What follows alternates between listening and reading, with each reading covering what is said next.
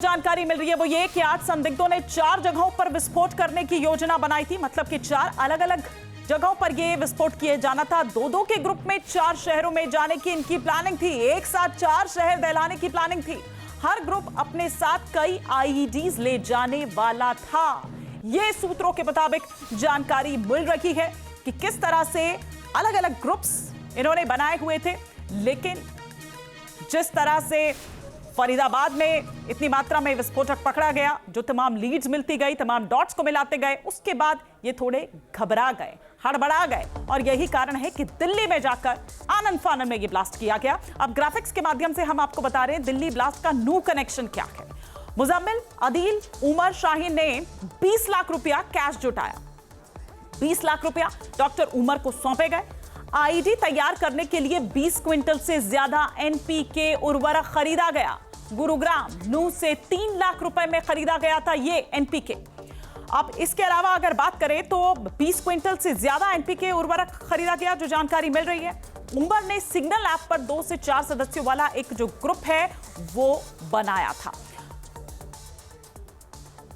विशाल पांडे हमारे सहयोगी इस वक्त और विस्तार से जानकारी के साथ जुड़ चुके हैं। तो विशाल, आप धीरे धीरे कर तमाम वो जानकारियां सामने निकल कर आ रही है कि एक नहीं, यानी कि सिर्फ दिल्ली नहीं बल्कि 4 अलग अलग एक साथ 4 शहरों को दहलाने की एक साथ साजिश थी।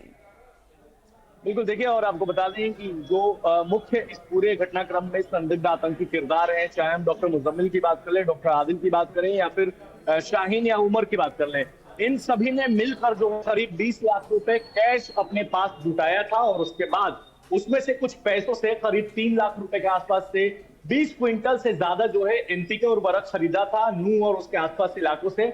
आपको ये भी बता दें कि उमर और मुजम्मिल के बीच में पैसे को लेकर कुछ विवाद भी था और इसी के बाद जो है उमर ने जो है वो एक सिग्नल पे एक ग्रुप बनाया सिग्नल ऐप पर, उसी के माध्यम से लगातार वो जैश के भी टच में था और वहीं पे तमाम जो रणनीति है वो इनकी बनाई जाती थी।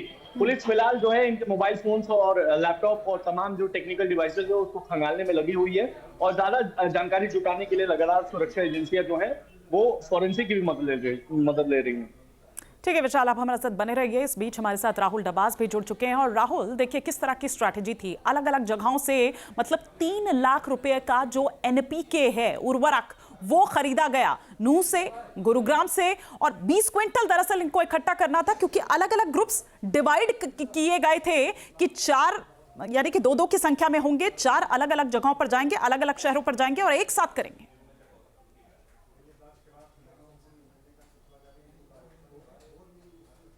निश्चित तौर से बहुत ही बड़ी साजिश थी। इसके लिए 20 लाख रुपए इकट्ठे किए गए। 3 लाख का उर्वरक तो केवल नू से खरीदा गया था और उस उर्वरक को रिफाइन करके उम्मीदें की जा रही थी कि अल फतह यूनिवर्सिटी की केमिस्ट्री लेबोरेटरी में हो सकता है कि उसमें ही अमोनियम नाइट्रेट बनाया जाए और जिसके जरिए धमाका करने की कोशिश थी। और इसके तार सिर्फ भारत से जुड़े हुए नहीं है, क्योंकि 1 साल पहले जम्मू कश्मीर में शादी होती है जहाँ पे व्हाइट कॉलर वाले जो पूरा मॉड्यूल है, डॉक्टर मॉड्यूल है, वो एक शादी में 1 साल होता है। उससे पहले 2022 टर्की की राजधानी अंकारा में अकासा से ये लोग मिलते हैं और वहां भी एन्क्रिप्टेड मैसेज के जरिए, सेक्शन एप्लीकेशन के जरिए आपस में बातचीत की जाती है।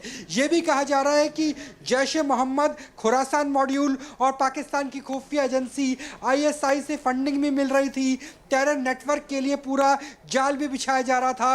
और अगर अल शफा यूनिवर्सिटी की बात करें, 1997 में पहली बार एक शैक्षणिक संस्थान के तौर पर रजिस्टर होती है, जबकि 2 मई 2014 में यूनिवर्सिटी बनती है। उसकी फंडिंग भी खाड़ी देशों से आ रही थी। तो कई देशों में फैला हुआ था टेरर का ये बड़ा नेटवर्क, जिसकी वजह से भारत के कई शहरों को टारगेट पर लेने की कोशिश दहलाने की साजिश थी। बिल्कुल राहुल, आप बने रहिए हमारे साथ।